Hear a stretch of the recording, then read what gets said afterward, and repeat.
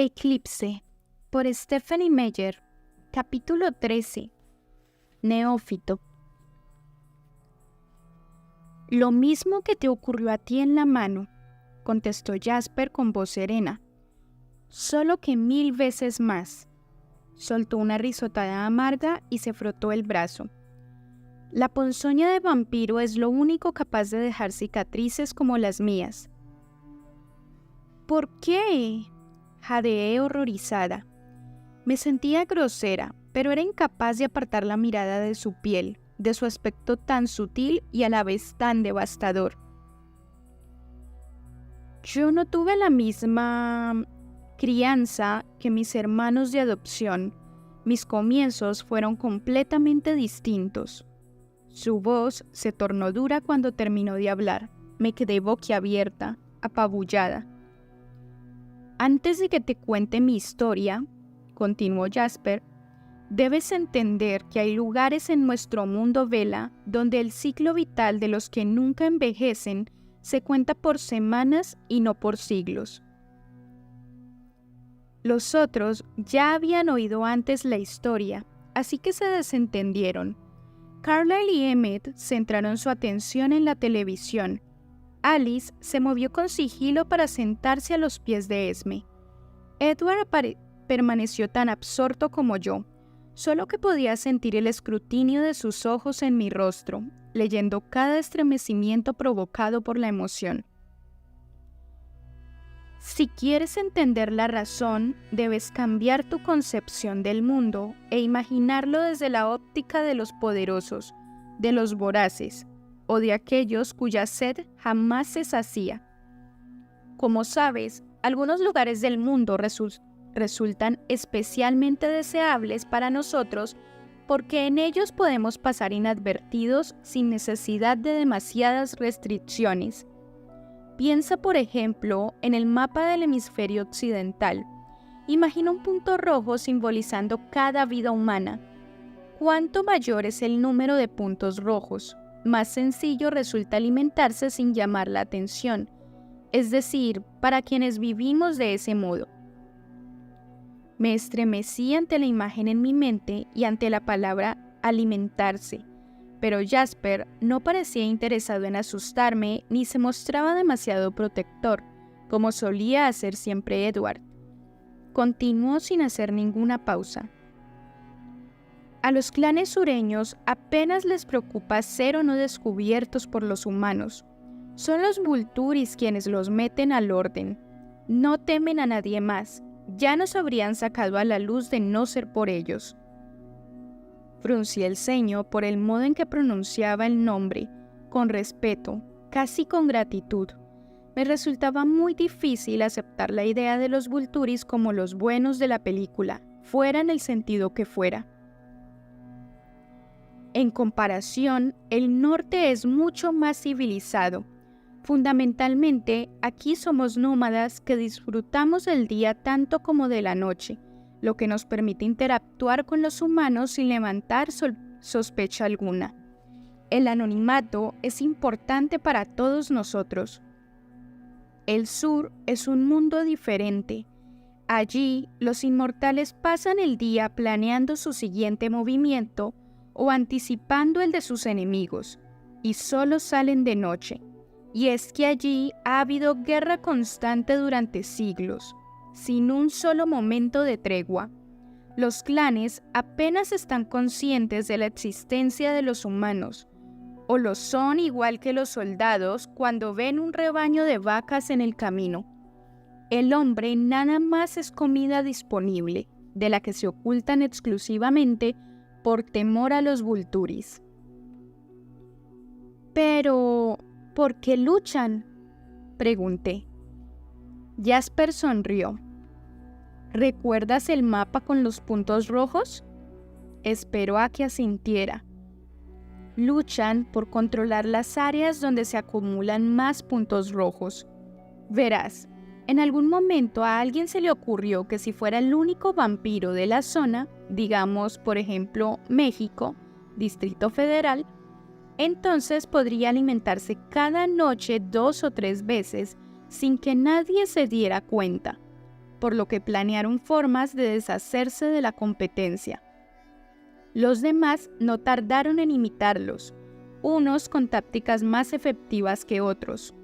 Pero la estrategia más efectiva fue la que puso en marcha un vampiro bastante joven, llamado Benito.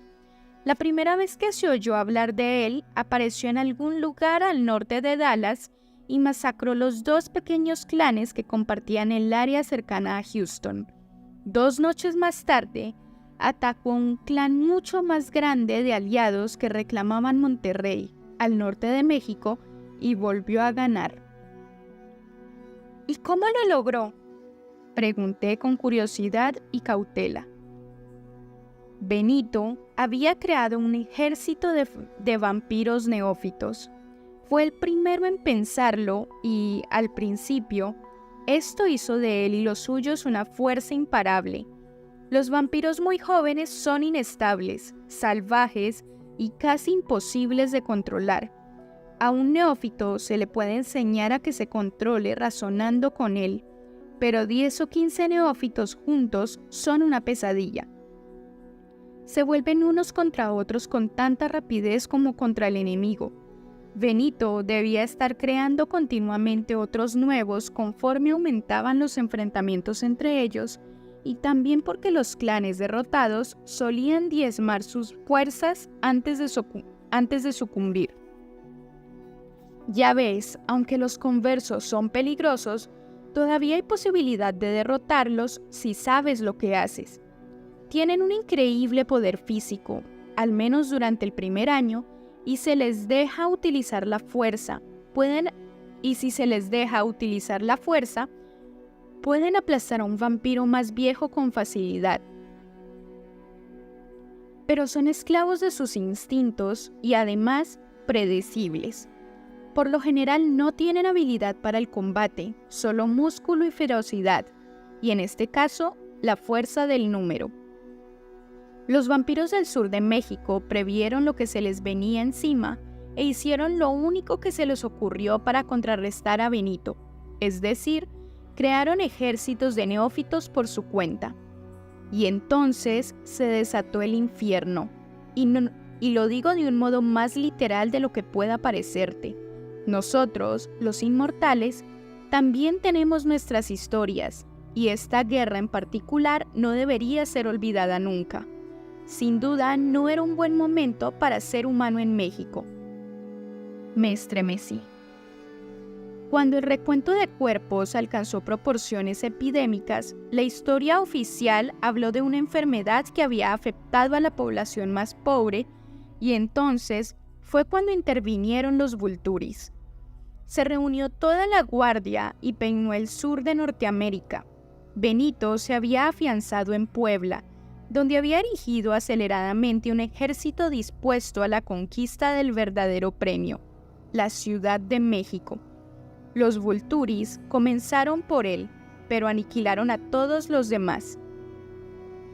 Ejecutaron sumariamente a cualquier vampiro que tuviera neófitos, y como casi todo el mundo los había utilizado en su intento de protegerse de Benito, México quedó libre de vampiros durante un tiempo.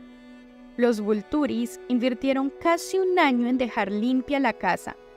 Es otro capítulo de nuestra historia que no debemos olvidar a pesar de los pocos testigos que quedaron para describir lo ocurrido. Hablé con uno que había contemplado de lejos lo que sucedió cuando cayeron sobre Culiacán. Jasper se estremeció. Entonces me di cuenta de que nunca antes lo había visto temeroso ni horrorizado. Aquella era la primera vez. Bastó para que la fiebre de la conquista sureña no se extendiera y el resto del mundo permaneció a salvo. Debemos a los Vulturis nuestra actual forma de vida. Los supervivientes no tardaron en reafirmar sus derechos en el sur en cuanto los Vulturis regresaron a Italia. No transcurrió mucho tiempo antes de que los clanes se enzarzaran en nuevas disputas. Abundaba la mala sangre, si se me permite la expresión, y la vendetta era moneda corriente. La táctica de los neófitos estaba ahí y algunos cedieron a la tentación de usarla, aunque los clanes meridionales No habían olvidado a los Vulturis, por lo que actuaron con más cuidado en esta ocasión. Seleccionaron a los humanos y luego los entrenaron y usaron con más cuidado, por lo que la mayor parte de las veces pasaron inadvertidos. Sus creadores no dieron motivos para el regreso de los Vulturis. Las reyertas continuaron, pero a menor escala. De vez en cuando, algunos se pasaban de la raya y daban pie a las especulaciones de la prensa de los humanos. Entonces los Vulturis reaparecían para exterminarlos, pero quedaban los demás, los precavidos. Jasper se quedó mirando a las musarañas. «Fueron esos quienes te convirtieron», conjeturé con un hilo de voz. «En efecto», admitió. «Vivía en Houston, Texas, cuando era mortal. Tenía casi 17 años cuando me uní al ejército confederado en 1861. Mentí a los reclutadores acerca de mi edad. Les dije que había cumplido los 20 y se lo tragaron, pues era bastante alto como para que resultara creíble. Mi carrera militar fue efímera, pero muy prometedora. Le caía bien a la gente y siempre escuchaban lo que tenía que decir. Mi padre decía que yo tenía carisma. Por supuesto, ahora sé que había algo más, pero fuera cual fuera la razón, me ascendieron rápidamente, por encima de hombres de mayor edad y experiencia. Además, por otra parte, el ejército confederado era nuevo y se organizaba como podía, lo cual daba mayores oportunidades. En la primera batalla de Galveston, que en realidad fue más una escaramuza que una batalla propiamente dicha, fui el mayor más joven de Texas, y eso sin que se supiera mi verdadera edad. Estaba al frente de la evacuación de las mujeres y los niños de la ciudad cuando los morteros de los barcos de la Unión llegaron al puerto. Necesité un día para acondicionarlos antes de enviarlos con la primera columna de civiles que conducíamos a Houston. Recuerdo perfectamente esa noche. Había oscurecido cuando alcanzamos la ciudad. Me demoré lo suficiente para asegurarme de que todo el grupo quedaba a salvo. Me procuré una montura de refresco en cuanto concluí mi cometido y galopé de vuelta a Galveston. No había tiempo para descansar. Me encontré con 3 mujeres a pie a 1,5 kilómetros de la ciudad. Di por hecho que se trataba de rezagadas y eché pie a tierra para ofrecerles mi ayuda. Pero me quedé petrificado cuando contemplé sus rostros a la tenue luz de la luna. Sin lugar a dudas, eran las 3 damas más hermosas que había visto en mi vida. Recuerdo lo mucho que me maravilló la extrema palidez de su piel, ya que incluso la muchacha de pelo negro y facciones marcadamente mexicanas tenía un rostro de porcelana bajo la luz lunar. Todas ellas parecían lo bastante jóvenes para ser consideradas muchachas. Sabía que no eran miembros extraviados de mi grupo, pues no habría olvidado a esas 3 beldades si las hubiera visto antes. «Se ha quedado sin habla», observó la primera. Hablaba con una voz delicada y atiplada, como las melodías de las campanas de viento. Tenía la cabellera rubia y la piel nívea. La otra era aún más rubia, pero su tez era de un blanco calcáreo. Tenía rostro de ángel. Se inclinó hacia mí con ojos entornados e inhaló hondo. Dio un suspiro. «Embriagador». La más pequeña, la morena menudita, me aferró por el brazo y habló apresuradamente.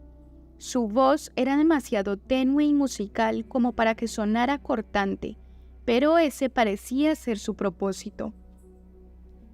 «Céntrate, Nettie», la instó. Siempre he tenido la intuición a la hora de detectar la jerarquía entre las personas y me quedó muy claro que era la morena quien llevaba la voz cantante. Si ellas hubieran estado en un ejército, yo habría dicho que estaba por encima de las otras 2. Es bien parecido, joven, fuerte, un oficial. La morena hizo una pausa que intenté aprovechar para hablar, pero fue en vano. ¿Y hay algo más? ¿Lo sienten?, preguntó a sus compañeras. Es persuasivo. Sí, aceptó rápidamente Nettie mientras se inclinaba de nuevo hacia mí. Tranquilízate, la previno la morena. Deseo conservarlo. Nettie frunció el ceño. Parecía irritada. Haces bien si crees que puede servirte, María, dijo la rubia más alta. Yo suelo matar al doble de los que me quedo. Eso haré, coincidió María. Este me gusta de veras. Apártate, Nettie. ¿Está bien? No me apetece estar protegiéndome las espaldas mientras me concentro. El vello de la nuca se me puso de punta a pesar de que no comprendía una sola de las palabras de aquellas hermosas criaturas. El instinto me decía que me hallaba en grave peligro y que el ángel no bromeaba al hablar de matar, pero se impuso el discernimiento al instinto, ya que me habían enseñado a no temer a las mujeres, sino a protegerlas. Vamos de casa, aceptó Nettie con entusiasmo mientras alargaba la mano para tomarla de la otra muchacha. Dieron la vuelta con una gracilidad asombrosa y echaron a correr hacia la ciudad. Parecían volar e iban tan deprisa que los cabellos flameaban detrás de sus figuras como si fueran alas. Parpadeé sorprendido mientras las veía desaparecer. Me volví para observar a María, que me estudiaba con curiosidad. Nunca había sido supersticioso y hasta ese momento no había creído en fantasmas ni en ninguna otra tontería sobrenatural. De pronto me sentí inseguro. ¿Cómo te llamas, soldado?, inquirió María. Mayor Jasper Whitlock, señorita, balbuceé, incapaz de ser grosero con una dama ni aunque fuera un fantasma. Espero que sobrevivas de veras, Jasper, aseguró con voz suave.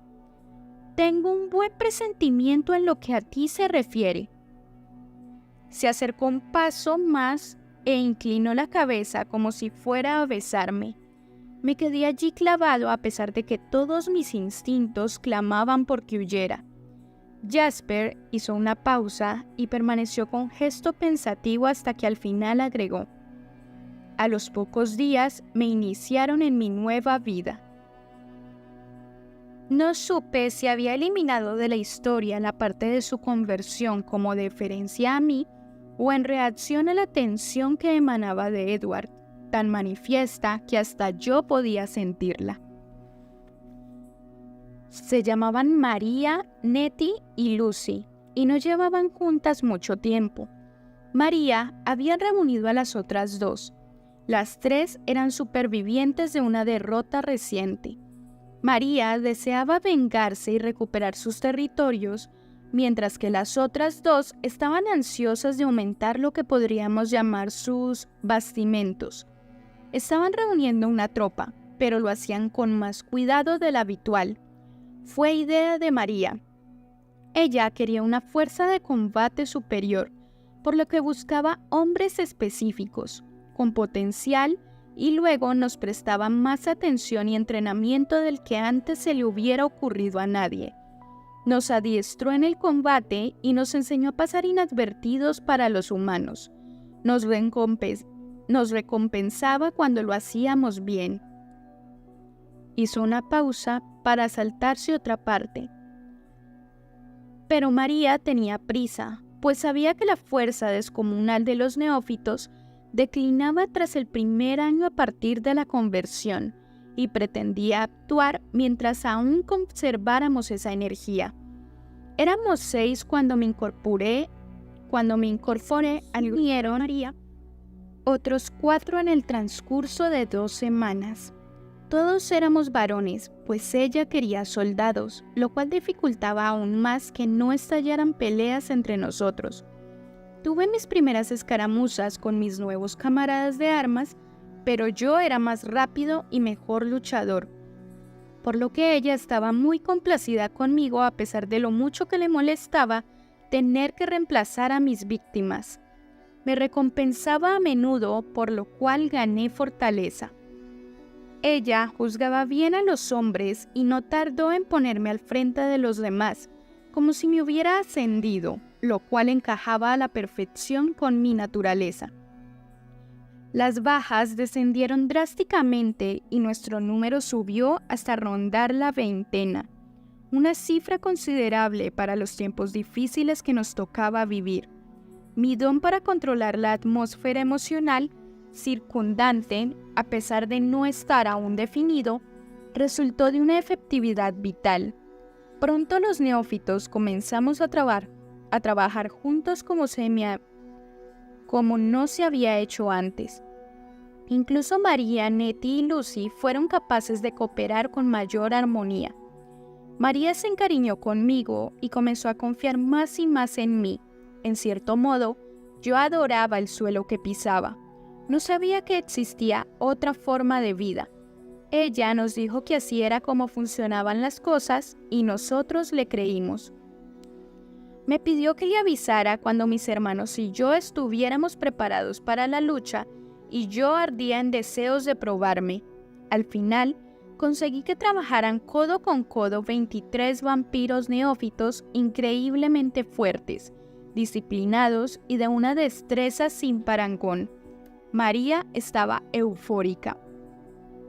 Nos acercamos con sigilo a Monterrey, el antiguo hogar de María, donde nos lanzó contra sus enemigos, que nada más contaban con 9 neófitos en aquel momento y un par de vampiros veteranos para controlarlos.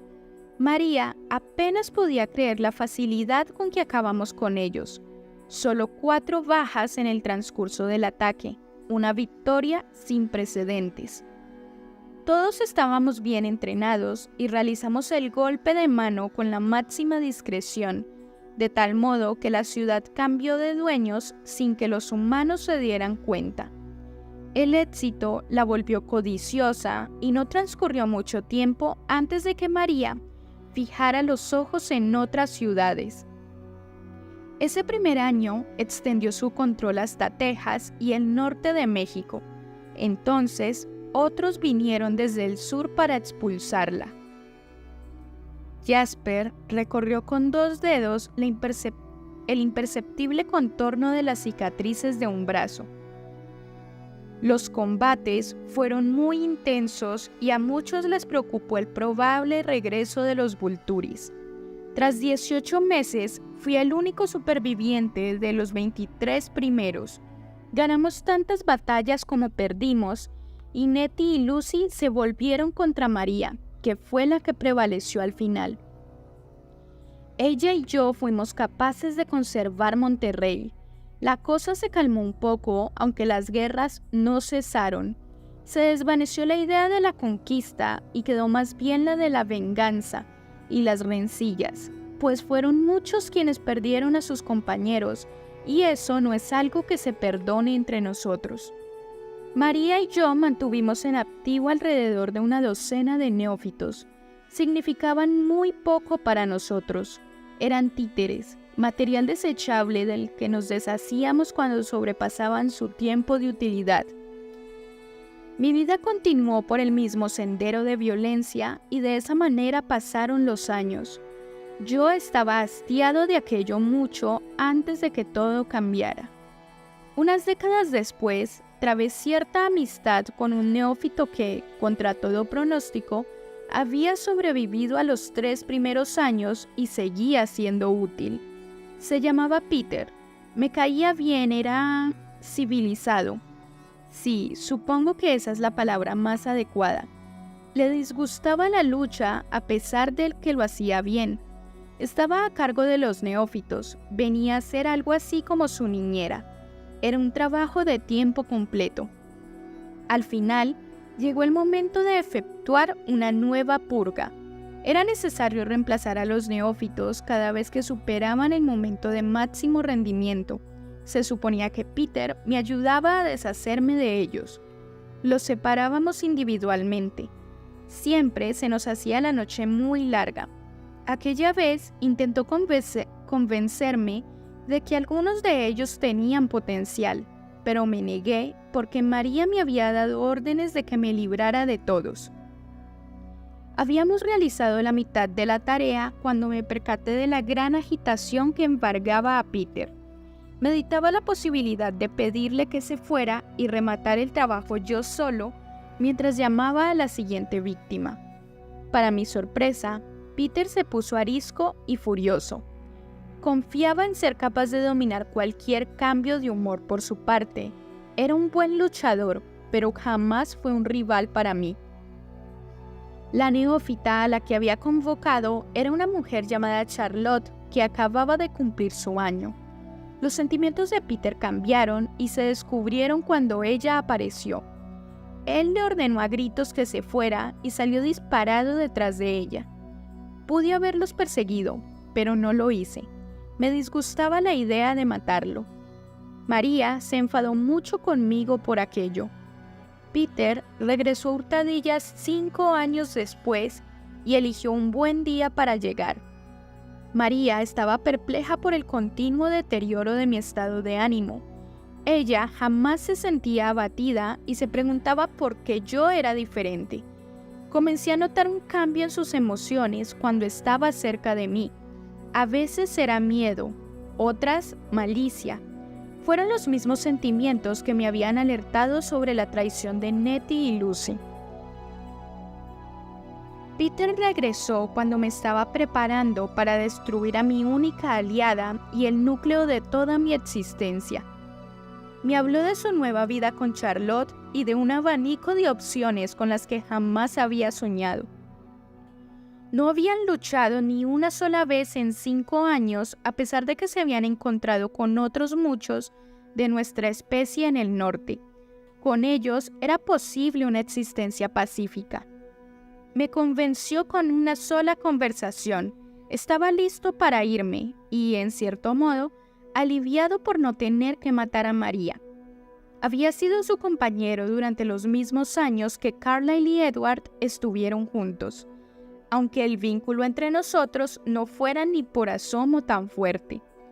Cuando se vive para la sangre y el combate, las relaciones son tenues y se rompen con facilidad. Me marché sin mirar atrás. Viajé en compañía de Peter y Charlotte durante algunos años mientras le tomaba el pulso a aquel mundo nuevo y pacífico, pero la tristeza no desaparecía. No comprendía qué me sucedía hasta que Peter se dio cuenta de que empeoraba después de cada cacería. Medité al respecto. Había perdido casi toda mi humanidad después de años de matanzas y carnicerías. Yo era una pesadilla, un monstruo de la peor especie, sin lugar a dudas, pero cada vez que me abalanzaba sobre otra víctima humana, tenía un atisbo de aquella otra vida.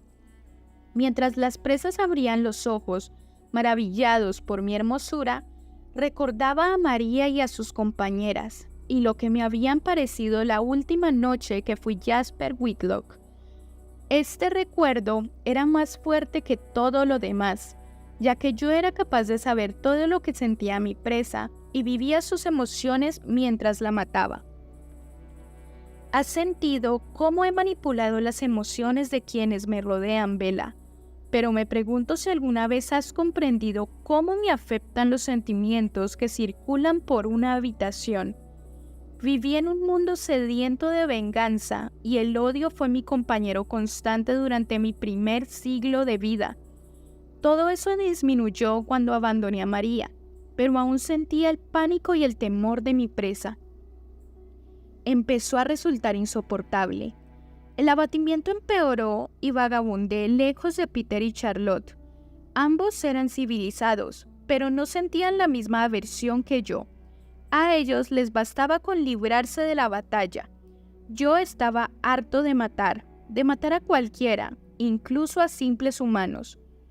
Aún así, debía seguir haciéndolo. ¿Qué otra opción me quedaba? Intenté disminuir la frecuencia de la cacería, pero al final sentía demasiada sed y me rendía. Descubrí que la autodisciplina era todo un desafío, pues después de un siglo de gratificaciones inmediatas, todavía no la he perfeccionado. Jasper se hallaba sumido en la historia al igual que yo. Me sorprendió que su expresión desolada se suavizara hasta convertirse en una sonrisa pacífica. Me hallaba en Filadelfia y había tormenta. Estaba en el exterior y era de día, una práctica con la que aún no me encuentro cómodo del todo. Sabía que llamaría la atención si me quedaba bajo la lluvia, por lo que me escondí en una cafetería semivacía. Tenía los ojos lo bastante oscuros como para que nadie me descubriera, pero eso significaba también que tenía sed, lo cual me preocupaba un poco. Ella estaba sentada en un taburete de la barra. Me esperaba, por supuesto. Rió entre dientes una vez. Se bajó de un salto en cuanto entré y vino directamente hacia mí. Eso me sorprendió. No estaba seguro de si pretendía atacarme. Esa era la única interpretación que se me ocurría con base en mi pasado. Pero me sonreía y las emociones que emanaban de ella no se parecían a nada que hubiera experimentado antes. Me has hecho esperar mucho tiempo, dijo. No me había percatado de que Alice había regresado y se había vuelto a quedar detrás de mí otra vez. Y tú agachaste la cabeza como un buen caballero sureño y respondiste: «Lo siento, señorita». Alice rompió a reír al recordarlo. Él le devolvió la sonrisa. Tú me tendiste la mano y yo la tomé sin detenerme a buscarle un significado a mis actos, pero sentí esperanza por primera vez en casi un siglo. Jasper tomó la mano de Alice mientras hablaba y ella esbozó una gran sonrisa. Solo estaba aliviada. Pensé que no ibas a aparecer jamás. Se sonrieron el uno al otro durante un buen rato, después del cual él volvió a mirarme sin perder la expresión relajada. Alice me habló de sus visiones acerca de la familia de Carlyle. Apenas creí que existiera esa posibilidad, pero ella me contagió optimismo y fuimos a su encuentro. Casi nos enfermamos del susto, intervino Edward, que puso los ojos en blanco antes de que Jasper pudiera explicarme nada más. Emmett y yo nos habíamos alejado para cazar y de pronto aparece Jasper, cubierto de cicatrices de combate, llevando detrás a este monstruito. Edward propinó un codazo muy suave a Alice, que saludaba a cada uno por su nombre, lo sabía todo y quería averiguar en qué habitación podía instalarse. Alice y Jasper echaron a reír en armonía como un dúo de soprano y bajo. Cuando llegué a casa, todas mis cosas estaban en el garaje. Alice se encogió de hombros. Tu habitación tenía las mejores vistas. Ahora los tres rieron juntos. Es una historia preciosa, comenté. 3 pares de ojos me miraron como si estuviera loca. Me refiero a la última parte, me defendí. Al final feliz con Alice. Ella marca la diferencia, coincidió Jasper, y sigo disfrutando de la situación. Pero no podía durar la momentánea pausa en la tensión del momento. «Una tropa», susurró Alice. «¿Por qué no me lo dijiste?» Todos nos concentramos de nuevo en el asunto. Todas las miradas se clavaron en Jasper. Creí que había interpretado incorrectamente las señales. ¿Y por qué?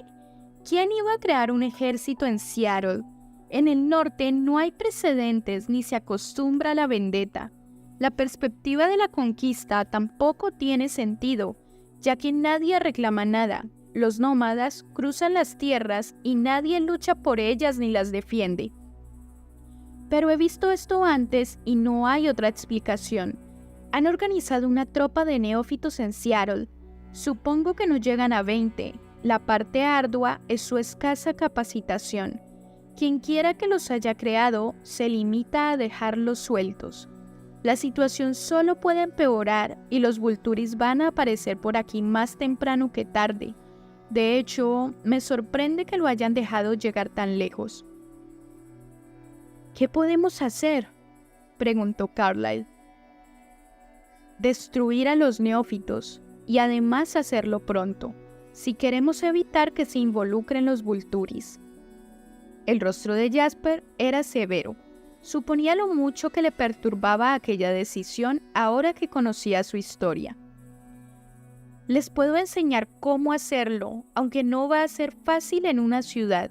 Los jóvenes no se preocupan de mantener la discreción, pero nosotros debemos hacerlo. Eso nos va a limitar en cierto modo y a ellos no. Quizá podamos atraerlos para que salgan de allí. Quizá no sea necesario, repuso Edward huraño. A nadie se le ha ocurrido pensar que la única posible amenaza para la creación de un ejército en esta zona ¿somos nosotros? Jasper entornó los ojos mientras que Carlyle los abrió sorprendido. El grupo de Tanya también está cerca, contestó Esme, poco dispuesta a aceptar las palabras de Edward. Los neófitos no están arrasando Anchorage, Esme. Me parece que deberíamos considerar la posibilidad de que nosotros seamos el objetivo. Ellos no vienen por nosotros, insistió Alice. Hizo una pausa. O al menos no lo saben, todavía no. ¿Qué ocurre?, quiso saber Edward, curioso y nervioso al mismo tiempo. ¿De qué te acordaste? Destellos, contestó Alice. No tengo una imagen nítida cuando intento ver qué ocurre. Nunca es nada concreto, pero sí he alcanzado a ver esos extraños fogonazos. No bastan para poderlos interpretar. Parece como si alguien los hiciera cambiar de opinión y los llevara de un curso de acción a otro muy deprisa para que yo no pueda obtener una visión adecuada. ¿Crees que están indecisos?, preguntó Jasper con incredulidad. No lo sé. Indecisión no, masculló Edward. Conocimiento. Se trata de alguien que sabe que no vas a poder ver nada hasta que se tome la decisión. Alguien que se oculta de nosotros y juega con los límites de tu habilidad. ¿Quién podría saberlo?, susurró Alice. Los ojos de Edward se veían duros como el hielo cuando respondió. Aro te conoce mejor que tú misma. Pero me habría enterado si hubieran decidido venir. A menos que no quieran ensuciarse las manos. Tal vez se trate de un favor, sugirió Rosalie, que no había despegado los labios hasta ese momento. Quizás sea alguien del sur, alguien que ha tenido problemas con las reglas, alguien al que le han ofrecido una segunda oportunidad. No lo destruyen a cambio de que se ocupe de un pequeño problema. Eso explicaría la pasividad de los Vulturis. ¿Por qué?, preguntó Carlyle aún atónito. No hay razón para que ellos... La hay, discrepó Edward en voz baja. Me sorprende que haya salido tan pronto a la luz, ya que los demás pensamientos eran más fuertes cuando estuve con ellos. Aro nos quiere a Alice y a mí, cada uno a su lado, el presente y el futuro, la omnisciencia total. La idea de ese poder lo embriaga, pero yo había creído que le iba a costar mucho más tiempo concebir ese plan para lograr lo que tanto ansía. Y también hay algo sobre ti, Carlyle, sobre tu familia, próspera y en aumento. Son los celos y el miedo. No tienes más que él, pero sí posees cosas de su agrado. Procuró no pensar en ello, pero no logró ocultarlo del todo. La idea de erradicar una posible competencia estaba ahí. Además, después del suyo, nuestro clan es el mayor de cuantos han conocido jamás. Contemplé aterrorizada el rostro de Edward. Jamás me había dicho nada de aquello, aunque suponía la razón. Ahora me imaginaba el sueño de Aro, Edward y Alice llevando vestiduras negras a su lado, con ojos fríos e inyectados en sangre. Carlyle interrumpió mi creciente pesadilla. Hay que tener en cuenta también que se han consagrado a su misión y no quebrantarían sus propias reglas. Esto iría en contra de todo aquello por lo que luchan. Siempre pueden limpiarlo todo después, refutó Edward con tono siniestro. Cometen una doble traición y aquí no ha pasado nada. Jasper se inclinó hacia adelante sin dejar de sacudir la cabeza. No, Carlyle está en lo cierto. Los Volturis jamás rompen las reglas. Además, todo esto es demasiado improvisado. Esta amenaza no tienen idea de lo que se traen entre manos. Juraría que es obra de un primerizo. No creo que estén involucrados los Volturis, pero lo estarán. Vendrán. Nos miramos unos a otros, petrificados por la incertidumbre del momento. En ese caso, vayamos, rugió Emmett. ¿Qué estamos esperando? Carlyle y Edward intercambiaron una larga mirada de entendimiento. Edward asintió una vez. Vamos a necesitar que nos enseñes a destruirlos, Jasper, expuso Carlyle al fin con gesto endurecido, pero podía ver la tristeza en sus ojos mientras pronunciaba esas palabras. Nadie odiaba la violencia más que él. Había algo que me turbaba y no lograba averiguar de qué se trataba. Estaba petrificada de miedo, horrorizada, aterrada, y aún así, por debajo de todo eso, tenía la sensación de que se me escapaba algo importante, algo que tenía sentido dentro del caos, algo que aportaría una explicación. Vamos a necesitar ayuda, anunció Jasper. ¿Crees que el clan de Tanya estaría dispuesto? Otros 5 vampiros maduros supondrían una diferencia enorme y sería una gran ventaja contar con Kate y Eliezer. Con su ayuda incluso sería fácil. Se lo pediremos, contestó Carlyle. Jasper le entregó un teléfono celular. Tenemos prisa. Nunca había visto resquebrajarse la calma innata de Carlyle. Tomó el teléfono y se dirigió hacia las ventanas. Marcó el número, se llevó el teléfono al oído y apoyó la otra mano sobre el cristal. Permaneció contemplando la neblinosa mañana con expresión afligida y ambigua. Edward me tomó de la mano y me llevó hasta un sofá. Me senté a su lado sin perder la vista de su rostro mientras él miraba fijamente a Carlyle, que hablaba bajito y muy deprisa, por lo cual era difícil entenderle. Lo oí saludar a Tanya y luego se adentró en describir con rapidez la situación, demasiado rápido para comprender casi nada, aunque deduje que el clan de Alaska no ignoraba lo que pasaba en Seattle. Entonces se produjo un cambio en la voz de Carlyle. «Vaya», dijo con voz un poco más aguda a causa de la sorpresa. No nos habíamos dado cuenta de que Irina lo veía de ese modo. Edward refunfuñó a mi oído y cerró los ojos. Maldito, maldito sea Lerant, que se pudra en el más profundo abismo del infierno al que pertenece. ¿Lerant?, susurré. La sangre huyó de mi rostro, pero Edward no me contestó, centrado en leerle los pensamientos a Carlyle. No había olvidado ni por un momento mi encuentro con Lerant a principios de primavera.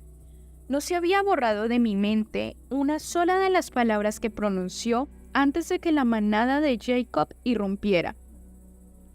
De hecho, vine aquí para hacerle un favor a ella. Victoria.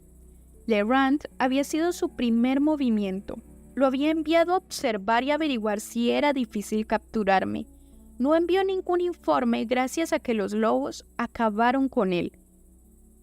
Aunque había mantenido los viejos lazos con Victoria a la muerte de James, también había entablado nuevos vínculos y relaciones, pues había ido a vivir con la familia de Tanya en Alaska. Tanya, la de la melena de color rubio rojizo, y sus compañeros eran los mejores amigos que los Cullen tenían en el mundo vampírico. Prácticamente eran familia. Legrand había pasado entre ellos casi un año entero antes de su muerte. Carlyle continuó hablando, pero su voz había perdido esa nota de súplica para fluctuar entre lo persuasivo y lo amenazador. Entonces, de pronto, triunfó lo segundo sobre lo primero. «Eso está fuera de discusión», respondió Carlyle con voz grave. «Tenemos un trato. Ni ellos lo han quebrantado, ni nosotros vamos a romperlo. Lamento oír eso. Por supuesto, haremos cuanto esté en nuestras manos, solos». Cerró el teléfono de golpe sin esperar respuesta y continuó contemplando la niebla. «¿Qué problema hay?», le preguntó Emmett a Edward en voz baja. «El vínculo de Irina con nuestro amigo Legrand era más fuerte de lo que pensábamos. Ella les guarda bastante rencor a los lobos por haberlo matado para salvar a Bella. Ella quiere...». Hizo una pausa y bajó la mirada en busca de mi rostro. «Sigue», lo insté con toda la calma que pude aparentar. «Pretende vengarse, quiere aplastar a toda la manada. Nos prestarían su ayuda a cambio de nuestro permiso». «¡No!», exclamé con voz entrecortada.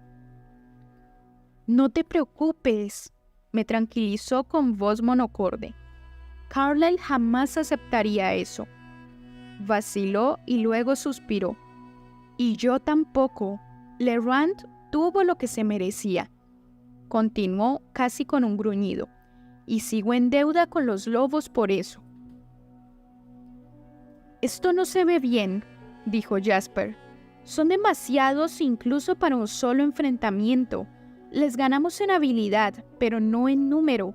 Triunfaríamos, sí, pero ¿a qué precio?». Dirigió la vista al rostro de Alice y la apartó enseguida. Quise gritar cuando entendí a qué se refería Jasper. Venceríamos en caso de que hubiera una lucha, sin tener bajas. Algunos no sobrevivirían. Recorrí la habitación con la vista y contemplé las facciones de Jasper, Alice, Emmett, Rose, Esme, Carlyle, Edward, los rostros de mi familia.